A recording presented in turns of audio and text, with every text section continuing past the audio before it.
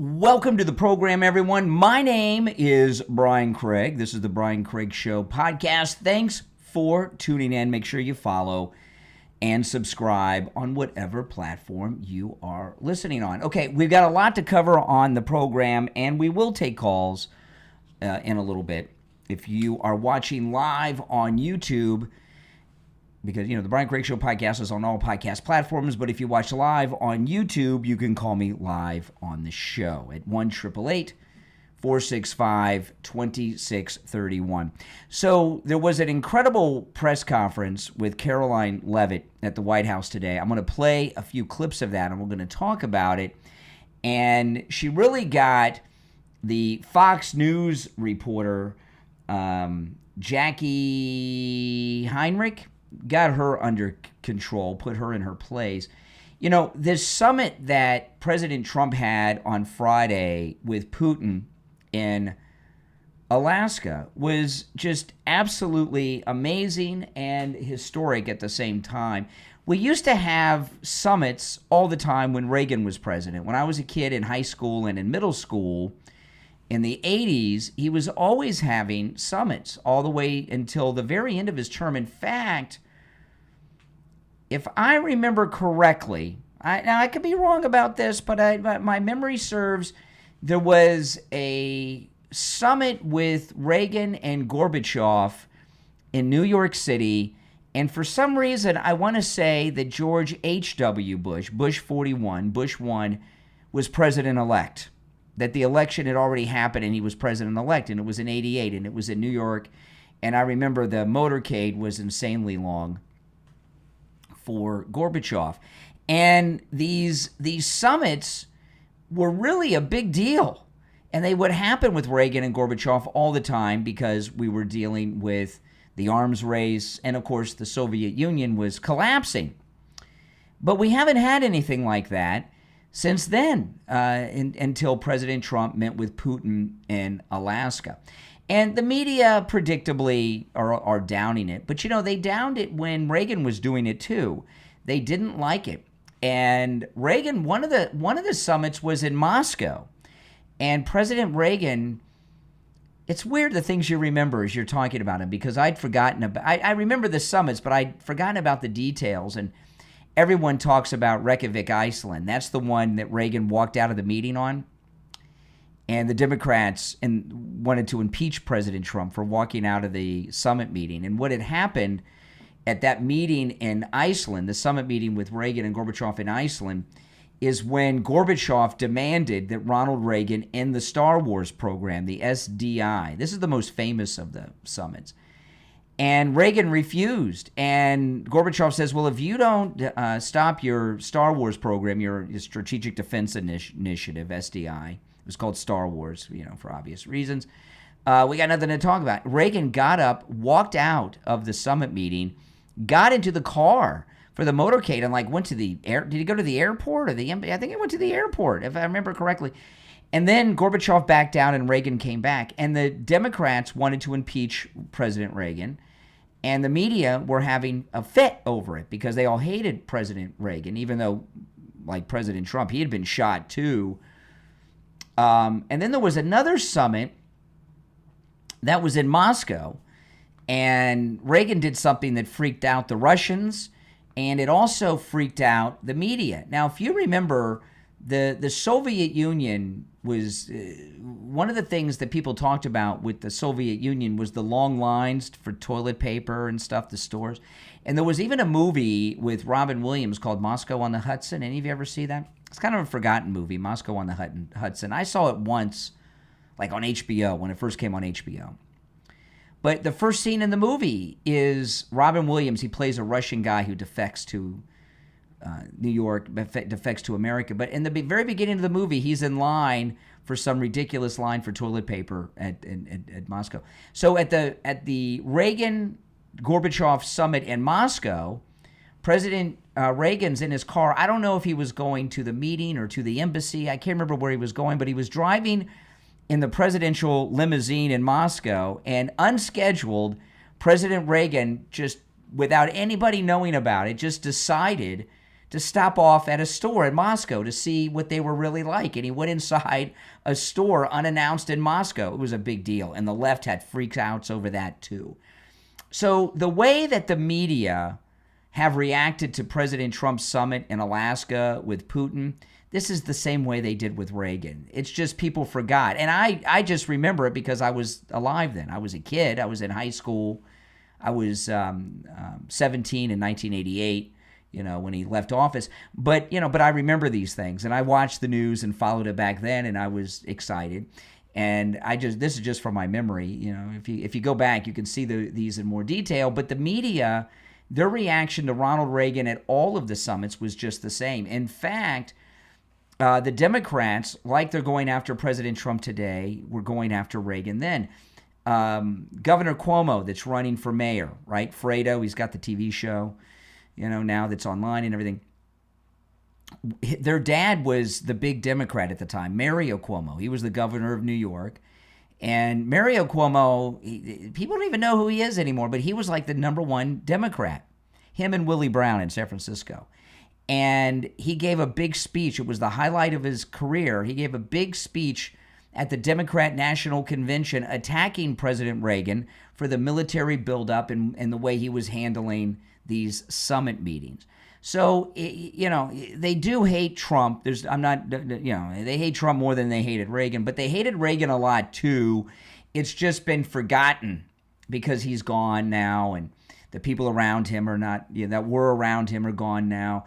And the left like to prop up Ronald Reagan as someone that they respect all of a sudden. You remember even when Barack Obama first became president, he said that the Kearns Goodwin book, Team of Rivals, was going to be the model for his administration, and he would, and that was about Lincoln.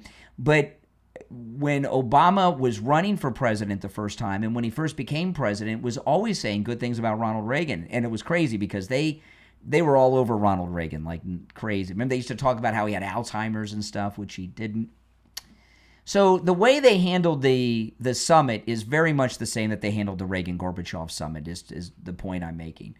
And I expected this. I knew they were going to be this way no matter what happened. Now, we didn't know what was going to happen, and the media had major flip-outs because they didn't get their Q&A with Putin. And what they expected to get with Putin was an ability. They wanted to have an opportunity to bark at him and call him names and challenge him and call him a war criminal and stuff and make themselves famous. And because Trump and Putin didn't take questions, the media, they didn't have anywhere to go. They didn't have anything to say other than their really nastiness.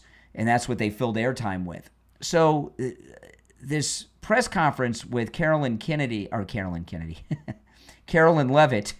Carolyn Kennedy, another Carolyn. The press conference with Carolyn Levitt today at the White House was really the first press conference post the summit after all those meetings at the White House yesterday with Zelensky and the NATO leaders. So I want to play this first clip. This is the Fox News correspondent, because she got a moment today with Carolyn Levitt that follows up to this. This is this Jackie Heinrich at Fox News Channel. And I never really thought too much of her. Her and Ducey are the White House correspondents. Ducey's the senior one. She seemed all right and unoffensive to me. And then I saw a couple weeks ago, she's engaged to marry this Republican congressman from Pennsylvania. And I looked her up after I saw the way she behaved, which I'm going to play for you in just a moment, in Alaska on Friday. And I pulled up her Instagram, and she has just some strange pictures of her and her fiance. And they're these fake pictures that people make that pose, And this one, she is. Did any of you know women or girls when you were young that used to get those bridal magazines every day, every week, and all they did was look through bridal magazines? Did any of you guys know anyone like that? Now, I did not have any girlfriends in my single days that went through the bridal magazines. If I did, I would have broke up with them immediately. Those were always bad news girls, in my opinion. And, I remember girls in high school that had them. Jackie Heinrich at Fox News is one of those girls. If you go to her Instagram, and you can look this up and see for yourself, they've got this staged photograph of her fiance proposing to her. Or proposing, and it was so bizarre. He's on one knee, very stereotypical, and they're like in a wheat field. And there's nobody in this field but the two of them, and he's on his knee, and he's proposing. And then there's a second picture right after that of she's obviously said yes, and they're walking hand in hand through the wheat field that he was just down on one knee. And they did some bizarre color correction, so it doesn't look like normal colors of a wheat field. Go and check out Jackie Heinrich from Fox News' Instagram. Not now. Don't leave the podcast. Wait till after I'm done. Then go look. But anyway, this is her. Oh, my goodness. Yeah. And I would have thought he's kind of a dorky looking guy, and and he's much older than her, too. But what happened in Alaska, she was like the first reporter to comment after they took no questions, Putin and Trump. And we got to see her real personality, and she's a nasty person. She's just like one of the CNN or MSNBC reporters. Anyway, a lot of build-up for that. So let's play it, then we'll get to the... I know I'm not the only one that remembers the girls with the bridal magazines. All right, but anyway, here's Jackie Heinrich in Alaska right after the press conference with no questions. It was just very unusual, atypical, and I think we're all awaiting, the readout because... And when she's doing this, she's rolling her eyes. She is really annoyed that Trump didn't allow questions. I mean, she's rolling her eyes and looking up at the sky. She's really ticked. It was just very unusual, atypical, and I think we're all awaiting, the readout because the way that it felt in the room was not good. It did not seem like things went well, and it seemed like Putin came in and steamrolled, got right into what he wanted to say, and got his... Okay. So and she goes on. I mean, this is just insane. And with everything that's happened in the last couple of days, we now know that everything has been going according to plan, right? The best that things can go, at least. So this is today in the White House press conference. This is Carolyn Levitt with Jackie Heinrich. And this is the first time I've really heard her speak too much since she made a fool out of herself, Jackie. I did see her yesterday covering the events at the White House with all the European leaders coming. And she did seem off. And I imagine she seemed off because she was getting all of this negative, probably for the first time, criticism from people about how she acted like a jerk in Alaska. So anyway, this is the press conference of Carolyn Levitt and Jackie Heinrich at the White House press conference today. Since the president often says that this war would not have started if he were in office, and True. And Putin confirmed that. That's her talk. That's Jackie Heinrich talking to Caroline Levitt. True. Do you accept that as truth? The Probably. European leaders do. Well, And President Putin himself said that, by he the way. did say that. Yeah. So, I mean, so she's really getting put in her place and admitting, although reluctantly, that she was wrong about her reaction in Alaska. Yeah, I agree with you guys. Now, if you're new to my program, make sure you follow and subscribe on whatever platform you're listening on. And here's a little bit more. This is Carolyn Levitt at the White House press conference today. However, one thing that has absolutely not changed is the media's negative and downright false coverage of President That's right. Trump and his foreign policy accomplishments. From the beginning of this entire process, much of the left-wing media has been actively rooting against the President of the United States in the pursuit of peace. Initially, the media ridiculously claimed that President Trump was somehow beholden to Russia for even agreeing to have a face-to-face discussion with President Putin inside of the United States. The media said President Trump was making a grave mistake by, quote, legitimizing Putin. They were aghast that President Trump would treat another world leader like a world leader. The media relentlessly attacked President Trump and claimed he suffered a, quote, major defeat for not immediately emerging with a final agreement, even though he said heading into that meeting, this was a meeting to listen and to understand how to move the ball forward. All weekend following those historic U.S.-Russia bilateral talks, we listened to clueless pundits on television trying but failing to claim that the president had failed. Yeah, I mean, the way the media has changed in these last few years. I was talking to my wife today about it before, when I got off the air this morning before the podcast here. what's going on with the media? Because what the media they're no longer the news. They don't report the news. They're editorialists. They're opinion makers. Now, I'm an editorialist. I give you my opinion about the news and the issues, but I do talk about the news, and I do take calls from you guys. You're always welcome to call me about anything I'm talking about. But the news media today, they have all become 100% editorialist. They don't report the news. They immediately give you their opinion of the news, right? And there's so many of them, they're competing for relevancy, right? I mean, look at what's happened to MSNBC. MSNBC soon will be no more. They'll no longer be affiliated with NBC or NBC News. And I'm really interested to see how this affects it. Over at MSNBC, they're acting as if this isn't going to affect it. Well, if they no longer have an affiliation with NBC, are they going to be losing like the NBC News people, like the Meet the Press and all that stuff? They've been a little vague about it, but they're calling it MS Now is what the name is going to be, NOW, MS Now.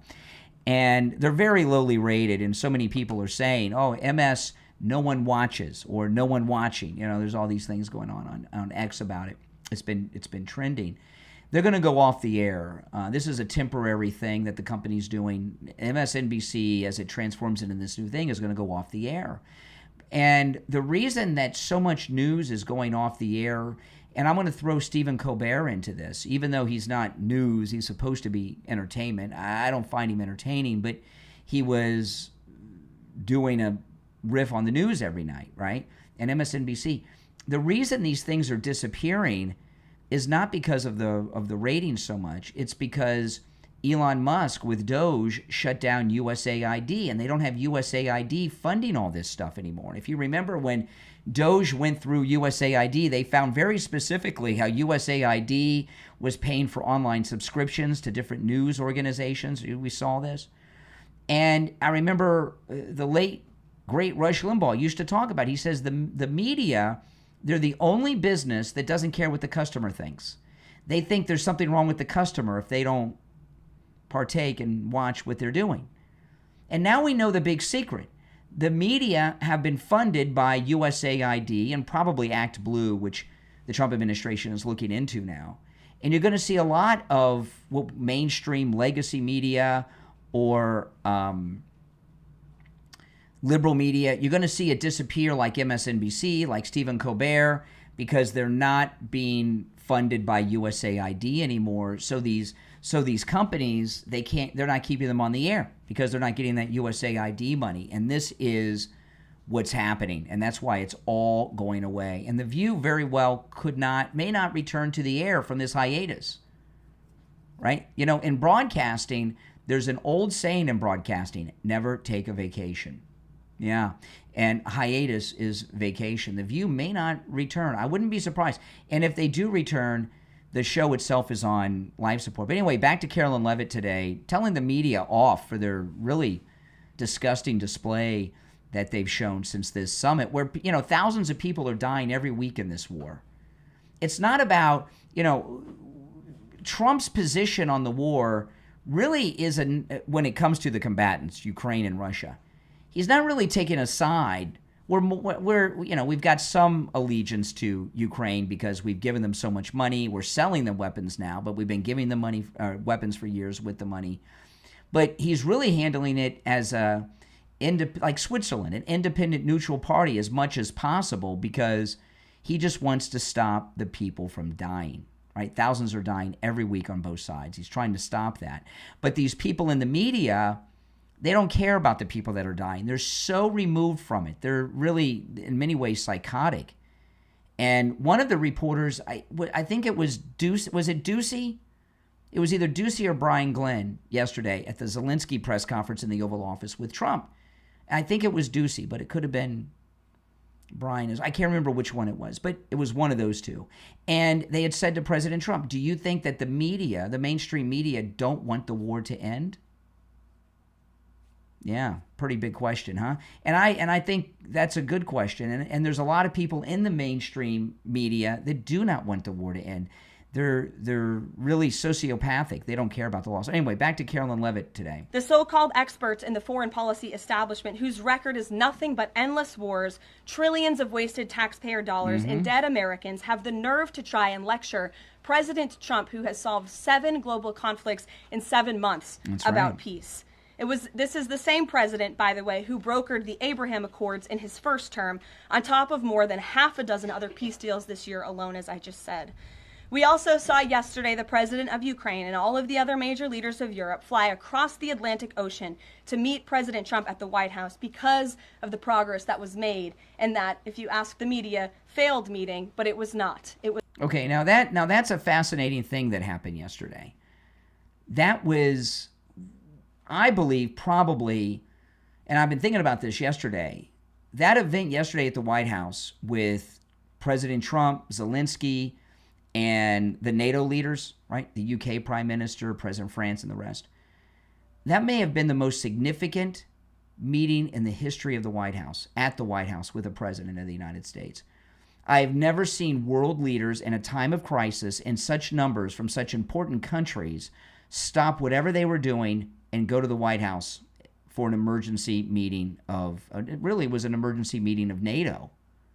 And they're saying we've got this is what the United Nations is supposed to be doing, but it's messed up. We got this war in Europe. What can we do to stop it? And President Trump even called Putin at least once, maybe twice during the meeting, because they're trying to end the war. So he went over with all of them what Putin wanted from them, and then he called Putin to say, hey, well, this is what they want to do.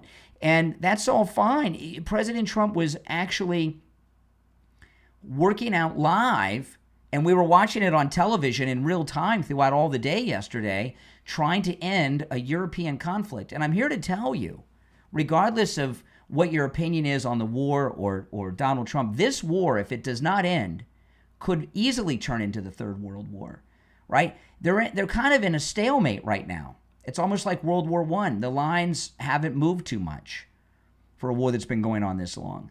But if it continues to go on, it's only a matter of time before there's a major accident. A rogue rocket goes into Poland and hits a church on Sunday during Mass. My goodness, filled with civilians, children, families, something like that. That's how these things escalate. You've got to cool it off. And remember, Russia, even though they're very far behind us, they're the second most powerful nation on the earth. And they have more nuclear weapons than even we have. We have better ones, so ours are more powerful. But I believe they have more nuclear weapons than we have in the United States. This could spiral out of control into a major Third World War if it's not stopped. Who would be against stopping this war? Well, it seems a lot of people are. All right, back to Carolyn Levitt. It was highly productive and it was successful. This is why Americans' trust in the mass media is at a lowest point in more than 5 decades. Diplomacy is a delicate process, and instead of reporting the facts about what is happening here at this White House and what is happening between this president and other leaders around the world, many outlets in this room continue to try to actively undermine the president and sabotage the efforts towards peace. Yeah. You know, Chris Pratt, the actor, I played this audio on the program this morning, so I'm not going to play it again now. You can go back, you can go to that show and watch it. But Chris Pratt, he plays cards. He's in a regular card game in Los Angeles with Bobby Kennedy Jr. And he was talking about the things that Bobby Kennedy's doing about the food, getting all this processed stuff and the chemicals and the poisons out of the food. And he said, I just don't understand, why someone's dislike of who the president is would stop them from getting poisons out of food that their children are eating. It's insane. Yeah, that's exactly right. There are certain things that are nonpartisan that everyone supports. Getting the poisons out of our food, or ending thousands of people dying every week in a war that's has no end in sight, that's in a stalemate, and thousands are dying every week on both sides. There are things that are universally good, that are nonpartisan, but the press, and there's too much of it too, there's more press than we used to have during the Reagan years, there's so much press, they hate him, and they're disagreeing with anything he does, even when it's something that's universally good, like ending a war. Now, if you'd like to call in on the program, please do. If you're watching live on YouTube, the number is toll-free 1-888 888-465-2631. 888-465-2631. If you're on hold, stand by. I've got a lot more to get into. I've got a lot to cover on the program today. I've only just begun. My name's Brian. We'll be back right after this break. Don't go anywhere. Some legends are too powerful to stay buried, and some adventures are too thrilling to resist. From author Kara Saul comes a book packed with suspense, danger, and heart. New adventure of Kara Wind, Commando Avalanche Crystal Cave, available on Amazon. Kara Wind is fearless, determined, and she's ready to chase one last adventure before graduation. Guided by whispers of a lost fortune and a cave shrouded in mystery, Kara's journey will test her courage, challenge her friendships, and unlock secrets hidden deep within the mountains. But the truth won't come easily. Along the way, she meets unexpected allies and faces dangerous questions. Who can she trust? What will they discover? And will the legendary cave reveal its secrets? Find out when you read New Adventure of Kara Wind from author Kara Saul. Available right now on Amazon.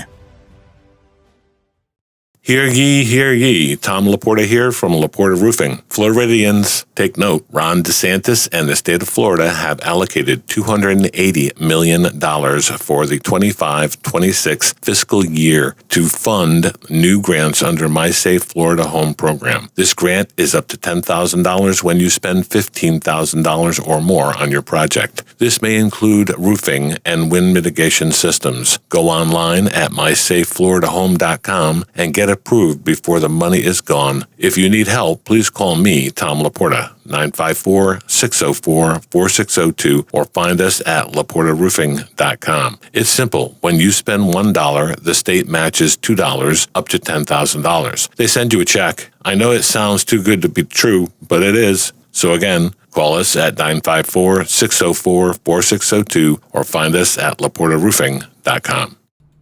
All right, we're back. I'm Brian. Thanks for tuning in. If you're on hold, stand by. I want to ask you a very important question. Are you in pain? Why? Go see Dr. Appleton. Take advantage of his laser away pain treatment. He's rid me of pain 7 times, sometimes from injuries, falling off my longboard, skateboard, falling, doing work around the house, arthritis that he rid me of in my hand.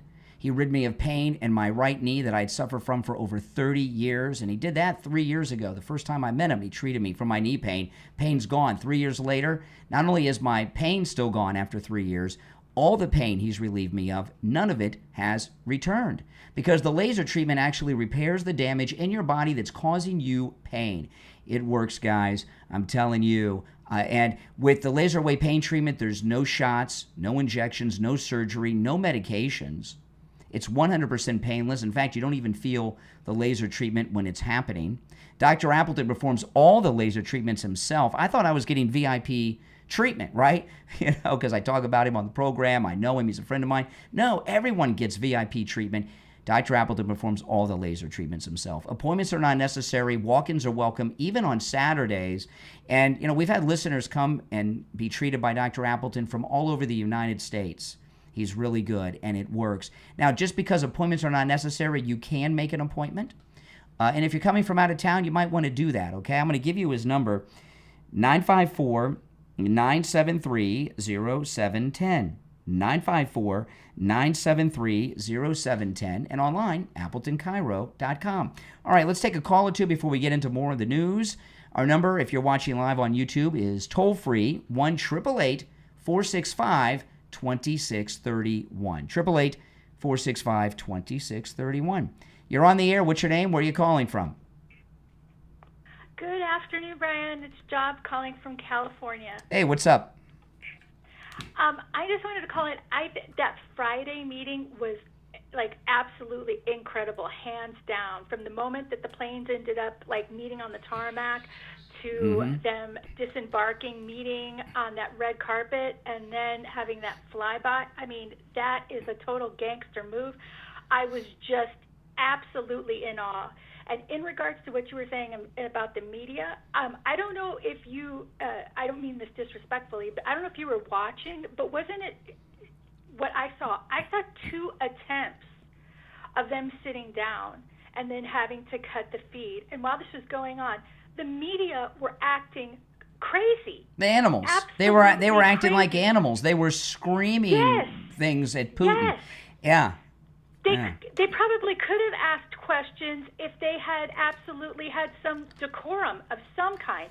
And then you ended up having Melania's note that was delivered. I mean, you want to talk about a tag team. These two are absolutely Well, the first incredible. during the sit down, okay, when the media was barking and everything, Putin didn't like, Putin, he's a dictator, okay? He's been running Russia since Clinton was president, and they don't have a free press in Russia, certainly not around him. So he was really put off by it. If President Trump was planning on taking questions, that moment stopped it from happening. Oh, exactly. I saw his face. He was disgusted. Mm-hmm. Yeah. He was absolutely disgusted. And then what happened yesterday, I cannot tell you how reassuring it is that we have somebody currently in the White House that is working almost like all the time in our best interest. Mm-hmm. It's absolutely incredible. I am so grateful to God. I'm praying for President Trump every single day, as well as his cabinet. His cabinet is outstanding. I think about the first time when he was in office, and he was surrounded by snakes. Yeah. Absolute snakes. What could have been done if he had had a cabinet that was so enthusiastic like this? We could have gotten so much more done. Yeah. And I cannot. Well, you know what it is. This is the thing. Okay. There's some things that are nonpartisan, like ending a war where people are dying needlessly, ridding an American city of crime. Right. I mean, crime's down over 80% in Washington D.C. Just in the last week. And the people there are so grateful. They're so grateful to be able to go to sleep consecutively, mind you, and not have gunshots ringing out in their neighborhood. Exactly. These people are, and this is the media's fault, by the way, in regards to making a majority of people not like President Trump. Just real quick, I was watching Wendy Williams. She ended up having an interview with President Trump and Ivanka when he had his TV show on. Mm-hmm. And the whole entire audience was so excited. They were cheering him on. They were laughing at his jokes. They were having just a great time. And to see the turnaround, that the way people feel about him now is just indicative of how the media is just a seething bunch of snakes. And yeah. It's a majority of their fault for doing it, because he really is doing a great job. He's probably going to definitely go down in the history books. I can't wait to see if he's on Mount Rushmore. If he doesn't get that Peace Prize, I'm going to be completely floored. Victor Davis Hanson, who's probably one of the most brilliant conservative minds in America today, right? He's a philosopher and historian and everything else. And he did a video last week. It's on YouTube. Might have been, it was last week. And he said what President Trump is doing is leading a counter-revolution. And, he talked about, Franklin Roosevelt led a counter-revolution. The country was very Republican before FDR, but the Great Depression caused people to have a distrust in business and rich people and corporations. And FDR led a counter-revolution of socialism, right, that led to a lot of things in the country. And what President Trump is doing is a counter-revolution as well. And he's in our lifetime, he's without question the most historically significant president of my lifetime. No question. It's just exciting. And one last thing, I hope when they get back into session that Marjorie, because I heard that there was some scuttlebutt that she was going to be presenting a bill that individuals who are newcomers here, illegal aliens, that get popped for drunk driving, that they get immediately deported. I hope she follows through with that. Well, I interviewed her. I see consistently. I interviewed her a while back on the morning show, and right before that, there were two of her constituents were killed by in a drunk driving accident. So, and she's really the DUI issue with migrants is a big thing with her because she lost those two constituents. It was a elderly couple, really sad story. I hope she goes through with it. I work in a jail setting, so I see them come in all the time, and they're completely inebriated. Some of them have caused some major accidents, some deaths, and a majority of the time they just get fingerprinted and let go. I think that's a tragedy. I think that the Department of Transportation should get in on this because it is definitely a public safety issue. All right. And I think that they should definitely go with the truckers who are illegals. I mean, all of it. Well, we had this, I'm surprised. It's interesting. By the way, thanks for the call. I'm surprised at how much press this car accident on the Florida Turnpike is getting, right? There was a migrant driving a semi doing an illegal U-turn. You don't do U-turns on the Turnpike. It's crazy. In Fort Pierce, I've driven through that area 1,000,001 times. And it's a tragic thing that two South Floridians were killed in that. And a lot of times what happens is a lot of the migrants, they get driver's licenses. They don't know how to drive they don't know the rules of the road, a lot of times. That, you hear a lot about this in different parts of the country. I see it in Miami sometimes when I go to Miami, and everyone in Florida knows you do not make U-turns on the Turnpike. It depends on where you are on the Turnpike, but there is a rest plaza every 25 to 30 miles. Sometimes it's 50, but usually there's a rest plaza, a rest stop on the Florida Turnpike every 25 to 30 miles, for the most part. And you can make U-turns there. So if for whatever reason you make a U-turn, or you go to the next exit. You know how many times I've missed an exit and I've had to go to the rest plaza or or go up the road 15, 20 miles to get off at the next exit? That's what you do. And everybody in Florida knows that, because it's a very busy road, the Florida Turnpike. Most of it is only 2 lanes each way, 2 lanes north, 2 lanes south. It's a very busy road. There's no median to make U-turns in. They have these openings in the gate that are for the highway patrol, and you make a U-turn in there, unless you're a highway patrol officer with sirens and lights, you're going to get into a car accident. And I saw the footage from that truck. Oh my goodness, it's tragic. You're on the air. What's your name? Where are you calling from? Hey, Brian, this is Sean from Massachusetts. Hey, Sean, what's up? Well, I mean, it's just one win after another, and it's just incredible to watch this man, our president, show incredible tact, strength, and he gets up there. I mean, what you see done in summits, he did in the White House yesterday. Yep. When we said every leader go up, no one's ever seen anything like that. I mean, another first. Never. In fact, even President Trump said, the White House has been there since 1799. He said there's never been a meeting like that at the White House. There hasn't. There's been individual meetings where a head of state from 2 countries have come, or 1 country, but never an entire alliance of allied nations like that. And show the tact and the strength that he showed, and everybody was pretty happy and content. I mean, the mood was absolutely great. I mean, you could see it. I think a lot of this is pre-strikes, and Donald Trump is a man that strikes 5 strikes ahead of everyone else, and I think that he had this all set. He knew what he was doing. I mean, this is all these people that are against the tariffs and say tariffs don't work. The tariffs is how he was able to get all those leaders there on a dime. But, because he handled all those tariffs with the European nations. They know he doesn't play, and he said, "Come here. Well, I need you here." And they came. He didn't ask them. He told them, and he in an asking way, but he wasn't really asking. And they all dropped whatever they were doing and went there yesterday. I mean, you just saw it. And look what Macron did right when he won the election with the Notre Dame. Just look at how he that was a small sample of what was to come. Yep. How these leaders were going to behave around to him. Yep, that's right. It's an amazing thing to watch. We finally get respect on the world stage, and they know this guy isn't messing around. What President Trump has done, and yesterday, regardless of what happens with Ukraine and Russia, because that's really dicey. I mean, Putin's been bombing Ukraine today. So, come on, Putin, give me a break. But, it still could end. But there's never going to be a situation where Ukraine and Russia are at peace, okay? If this works out and they get a peace deal in the war, they're always going to have conflicts like the Palestinians and the Israelis. It's going to be an ongoing thing forever. But anyway, what President Trump did yesterday with this, I guess you call it a NATO summit at the White House, he reestablished the United States as the leading nation in the world. And it was that was the end of globalism, was what we saw yesterday.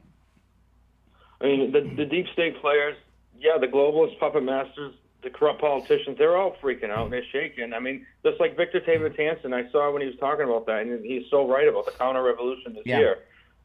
He's so right. He nailed that. Well, Victor Davis Hanson is a genius. He is a genius, isn't he? His analysis is absolutely spot on. He's seldomly ever off on anything, and he nailed that one right down to the letter. Yeah. And it's amazing to see that we're seeing this all unfold right before our eyes. This is something that we don't. You look back and see these events of Oldham, but we're watching these things happen as in every turn of the page. We're seeing it because Donald Trump is that intense, and he's just letting everyone see. Listen, look what I'm doing. I said I'm going to do this, and I'm doing it, and it's just absolutely awesome to watch. It is. I mean, listen, I appreciate the call. Take care, man. Great call, and I agree with everything you said. You're on the air. What's your name? Where are you calling from? Good afternoon, Brian. This is Rich. Oh, hey, Richie. Yeah. You brought up. Yeah, I'm gonna tell you since I got an opportunity. Hold on, Richie. Let me answer these other lines while you're talking. Okay. Yeah. Go ahead, Richie. Yeah, you brought up the summit yesterday, and you said it was great with these world leaders, and respectfully, they are the leaders, okay, but they are feckless socialists who have destroyed Europe. Couldn't even get to speak with Putin. I mean, they're socialist hellholes all over Europe. They've lost control over Europe with the invasion of the Muslims. And these are the people that are coming to the White House. And our left-wing press hates President Trump. But the only one I think there that likes President Trump that was there yesterday was Maloney. Yes. I think the rest of them have to, because she's the only. The rest of them are phonies.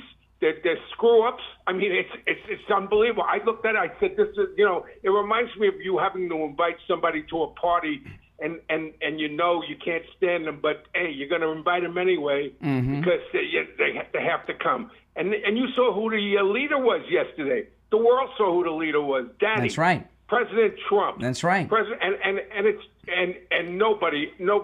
It's a shame. It's just I sit there and I watched that yesterday, Brian, and I just was looking at these people sitting at that table, and President Trump could have handled this by himself, but he had courtesy. He actually had these idiots sitting there because they're all idiots. Well, there was one photograph that's not being shown too much. It was crazy. It was these. Now, by the way, these countries. France, Italy, these are major countries.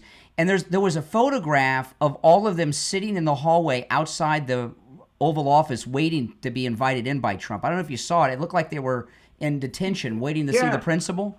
I've never seen anything like that before. Well, you notice the contrast. So when Biden went over there when he was president, and he walked off and wandered, he was like lost when they were all standing there. Yeah. And Maloney grabbed him and put him back in line because he was like a zombie. Yes. That tells you the difference right there. The contrast between waiting for the leader and waiting for him to call you in, and the other one grabbing him so he doesn't walk into the woods. That's right. I mean, no, Brian. That's right. Brian, I hope this is settled here. And by the way, I did watch somebody, and I don't know if you think he's credible, but I really do. Bill O'Reilly. I watch Bill O'Reilly. Said that, I watch him. Well, did you see what he said yesterday? I did not see him yet. Nobody's going to report. Okay, he said nobody is going to report this, but President Trump, after the Putin meeting, got on his jet. I don't know where he gets the sources, but he says he was furious because he felt that Putin he lied to him. Putin lied to him, and he thought Putin was going to be a little different than what happened. Okay, he thought he was going to walk away with the ceasefire, and he got nothing there. But according to Bill O'Reilly, if this happens over this peace talk, Trump is, and he says he should do it privately, but Trump is going to hit them with the sanctions so bad he's going to cripple their economy. That's right. So you can't make Trump look like an idiot. See, what my guess is, I mean, we don't know what's going to happen. If Putin agrees to a peace deal, okay, which he may do because of these sanctions, Putin has been around since Clinton. So he expects to be around for many more presidents, even though he's getting up there in years. Yeah. So he may agree to something, and then he figures, well, they'll have another weakling like Biden in office in the future, and then I'll move in and take everything then, and they won't do anything about it. He may do that. He's very patient. Oh yeah, he's like China. They're patient too. You think China is going to invade? Well, when you're I don't when think you're a China would dictator invade like Taiwan Putin, with when Trump you're, in there. like Putin doesn't have to worry about the midterms or the next election or all that stuff. No. So he's got more time to be patient. So one of the reasons I think there's a good chance that he makes a deal, because he figures I'll just take everything when they get another weak president in. Yeah, that's it. You got it. I think that's 100% right. They're not going to do it with Trump. And China's not going to do anything with Trump either. But even though world Trump, should see. the White House said today, President Trump said today, there's not going to be any American troops like on a DMZ in Ukraine. So, but there may be NATO troops. Yeah. There may be UN troops. They're going to have something that might be those American mining companies might be there. There'll be some type of buffer to discourage him from coming through from the east, but how's that going to help him from coming from Crimea, right? He could still come up from Crimea right into Ukraine. So eventually, they're always going to be fighting in Ukraine. There's no end to this. No, because it's actually, I dated a girl in 1980s. Yeah, it was in the late 80s, early 90s. She was from Ukraine. And when I first met her, she said to me, I'm from Russia. Oh, really? So it was Russia then, right? Oh, yeah. She said. It was Russia then. Yeah. Well, she was Ukraine. She sounded like KGB. I went out with her for like a month, but she sounded like KGB. She was spying. She was spying on the transit system. She actually, I met her on the bus, and I said, "Oh my goodness!" And as soon as she opened up her mouth, I was kind of shocked because she was beautiful, and then she was out of your league. She was KGB. She was out of your league, is what you mean. Well, not at that time. I was in good shape at that time. Oh, okay, not at that time. All right, Richie, we got to run. I appreciate the call. All right, listen, if you're on hold, stand by. I got a lot more to cover. We're going to take a break and be right back.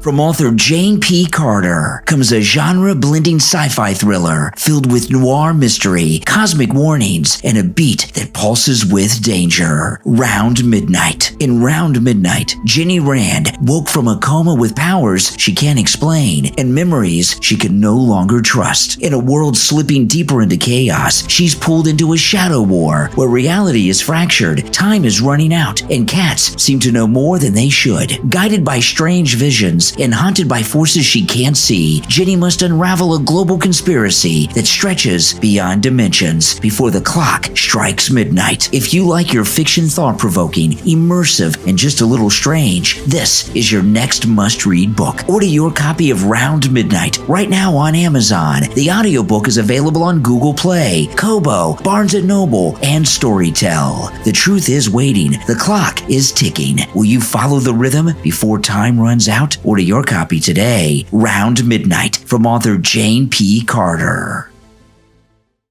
On the line, we have Bruce. Bruce is a client of Jupiter Joe Thomas. He heard me talking with Joe Thomas about annuities and what a great deal they are, and he went in with his wife, and now he's a client. Hey, Bruce, how you doing?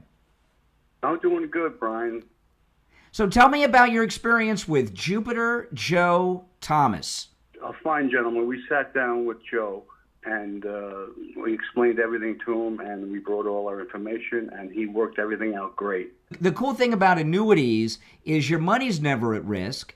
You're guaranteed a revenue stream for the rest of your life, but there's a bonus, really a signing bonus, where you can make a boatload of money before you even leave Joe Thomas's office. Can you talk a little bit about that, Bruce? Well, that's where I was surprised when we sat down. We talked about the bonuses, and to my amazement, it was 10%, and there was even another one that's bigger. Wow, that's amazing. So you made 10% on your money before you even got back in your car. Yeah, it was more than that, but it was great. Listen, guys, do what Bruce did. Give Jupiter Joe Thomas a call. You can set up a free consultation either on the phone or in the office, and Joe Thomas will put together a custom proposal just for you. His number is 561-743-0999. 561-743-0999, and online at jupiterjoe.com. All right, Bruce, thanks so much. All right, thank you, Brian.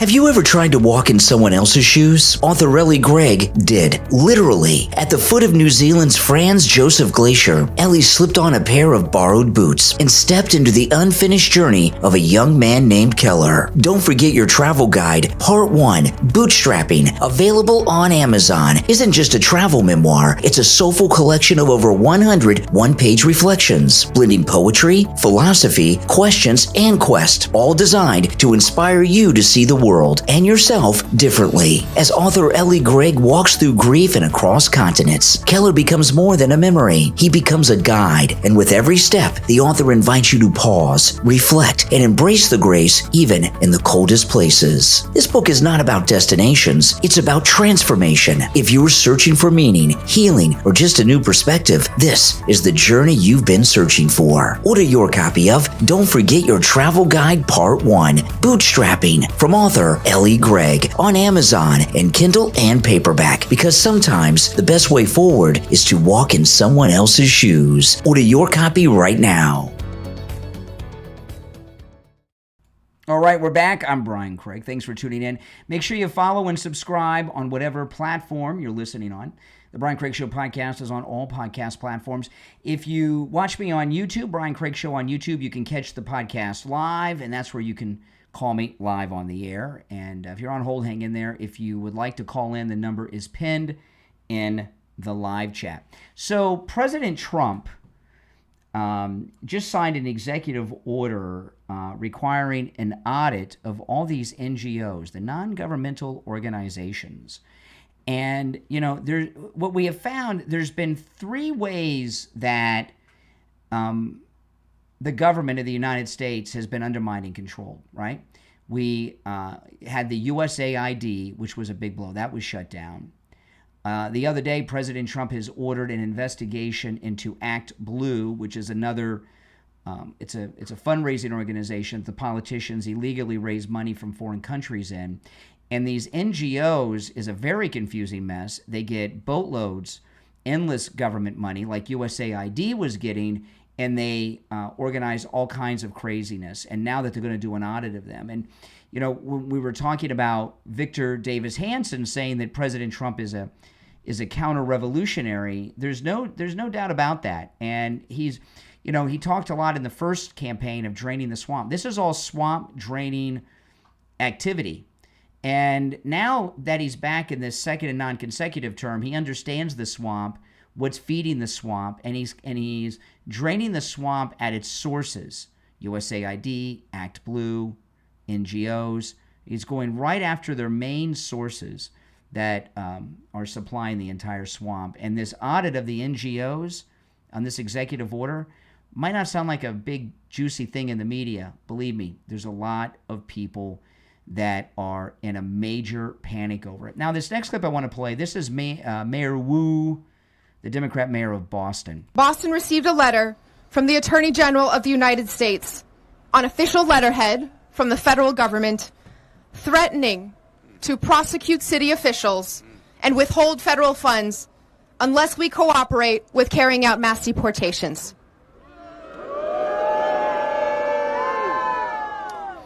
At a time when this federal administration is already causing so much fear and harm in our communities, these threats are serious and consequential. But our same communities have told me loud and clear that silence in the face of oppression is not an option. Boston. Okay, so when she's talking, you know, the Democrats have lost everything, right? I mean, they're just losing everything all over the place. And they're almost out of existence. The American Democrat Party has almost faded out of existence. And the few people they have that are high profile, whether it's Mayor Wu or Newsom in California, they're just quadrupling down on the same old things that are causing their party to become extinct.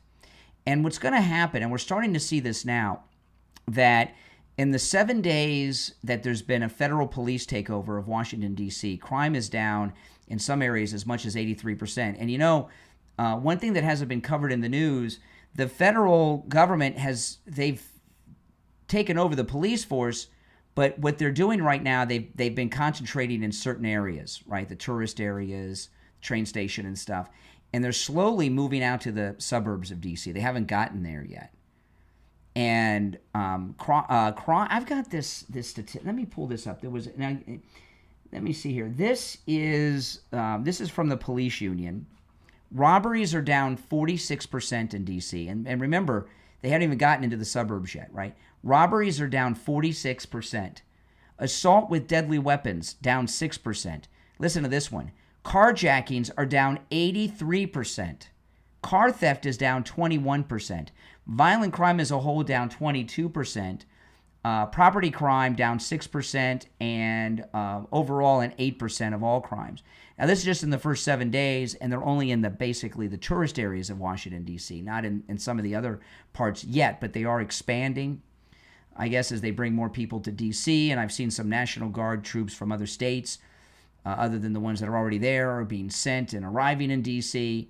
But, I mean, think about that. Carjacking is down 83%. Can you imagine how horrifying it must be to be a carjacking victim? And what's going to happen in these other cities, like Boston, the residents are going to say, look at D.C., I want to live like that. I saw in the news this morning that I think, it was Texas. Texas has announced they no longer have a measles outbreak in Texas. What do you think that's about? Why is there no longer a measles outbreak? That's a statewide emergency in Texas. It's because President Trump shut the border down and the deportations. That's why. Because in the countries where people were coming from the southern border, they don't get inoculated their whole life when we're newborns all the way up before we start school. I can even remember in kindergarten getting some of these shots in school. They take us out of class and give us shots for different things. But these measles outbreaks have been because of that, and now it's no longer a health issue. That's amazing what's going on.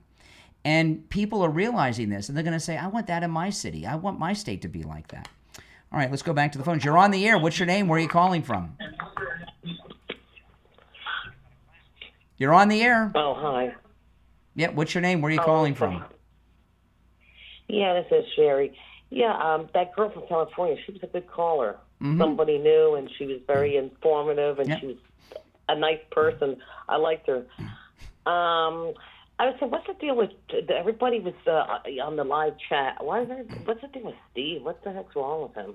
Between the prostitution and saying that nothing's going to happen. If you guys go back and watch the last hour of this morning's live stream, and it was a bizarre. I'm not going to relive it here because it's there on it's the video before this one on my YouTube channel, so you can go back and watch it. It's the last hour of that stream, coming right out of the break at the top of the hour at 8:00. And, yeah, I know. I followed it all. That's what I'm saying. What's wrong with him? Is he just getting old? I know he doesn't have the internet. No, he's always had that. Show. He's always had that position on that issue. It just hasn't come up in a long time on the show. Yeah, I know. Every time you bring that up, he does that. But also, what's the deal with the Putin? People don't. The Steve Kane. The Steve Kane Show, you hear me say all the time, is the longest running radio show in the state of Florida, on the radio since 1977. And Steve, the show has changed a lot over the years, and it's not the same show it used to be. And Steve, in the 80s and in the early 90s, was known for doing a whole different type of talk radio than we do now, and it involved a lot of weird stuff like that. Okay? And those of you that are longtime listeners know what I'm talking about. And he didn't want to believe anything about, what's going to come of it between the meeting? It was a waste of time. It was almost like he was sabotaging the show, because a lot of people in the comments that are on all the time are like, what's the deal with Steve? I know he's old, but God, maybe he should think about what Putin was bombing Ukraine today. Did he have to really? Did Putin really have to do that today? I know they don't have a ceasefire agreement, but come on. President Trump's about to end the war, and he's done 2 major bombing campaigns of Ukraine since he's since the summit. Putin for sure. Yeah. Oh, he's a nut job. Somebody said he's either very demented or he's always going to be. He's a liar. Well, when you're a dictator, and after a while you haven't had to answer to people forever and ever. Never. Yeah. That's what happens. They get weird. Well, I'm always on Trump's side. I hope everything. I'm hoping to always be a. Listen, if they don't get an agreement, it's not going to be because I think he's bending over backwards to get an agreement, President Trump. He is. President Trump's always bending over backwards. They don't deserve. They were right. The only person really gave a damn being there was the Italian lady. She's the only conservative there. Yeah, I like her. Yeah, she's good. I like her a lot. Yeah, she's very good. And the Italians have great clothes. She has, we get a lot of Italian tourists here in Florida, and you can always tell the Italian tourists because they all dress. They have the best clothes. Yeah, I really like her. Macron is a waste. He's another. I guess they can keep signing him. I said, he keeps getting reelected too. What's the deal with France? The French are weird. Hey, listen, I appreciate the call. But getting back to what I was talking about with D.C., listen to this. This is NBC. They're interviewing a left-wing guy in the streets of D.C. about the crackdown. Listen to this, what this guy says. This is crazy. Yeah, you have young people who rob CVS's, and yeah, you have young people who will go and take down a 7-Eleven. But the answer isn't pouring the National Guard in here. The answer is programs that raise kids up. Yeah, you have young people who rob CVS. So he wants to have, as opposed to arresting them, he wants to have after-school programs. What is he talking about? I mean, this is stereotypical of and what kind of accent is that? Is that a D.C. accent? I'm not really sure who this guy is. I don't know. But I do know this. These kids, the after-school programs, they're not even in school, okay? It's always after school because they don't go to school. But that's, and that's the attitude of a lot of people on the left. They don't want people, for whatever reason, to enforce crime. Now, if you'd like to support my content, become a Patreon supporter. There's a link to my Patreon page in the description of this episode on whatever platform you're listening on. And if you become a Patreon supporter, you get access to commercial-free editions of all of my podcast episodes. There's other perks, too. Not only do you get access as a Patreon supporter to commercial-free editions of all my podcasts, you get access to a lot of content that both my wife, Kathy, and I post to Patreon that we post nowhere else, including videos and all kinds of things that get posted nowhere else. And if you're a top Patreon supporter of mine, you get your name up on the screen on YouTube and you get a live on-air thank you on each and every episode. So the names you'll hear now are my top Patreon supporters. I want to thank SFjr, Christine, ETW, Chuck, Pamela, Nick, Wesley, Doris, Heather, David, Maria in Texas, Alice, LeeZep, Shawna, George, Brandon, John, Frank, Dale, Tina, David, Laura, Rob, Wes, Sue, and Janice. These are my top Patreon supporters. Thank you all. Again, if you'd like to become a Patreon supporter, there is a link in the description of this episode on whatever platform you're tuned in on. And the direct website address is patreon.com/RealBrianCraigShow. Patreon.com/RealBrianCraigShow. All right, everyone, thanks for tuning in. My name is Brian Craig. This is where MAGA comes to talk. I'll talk to you next time. Take care.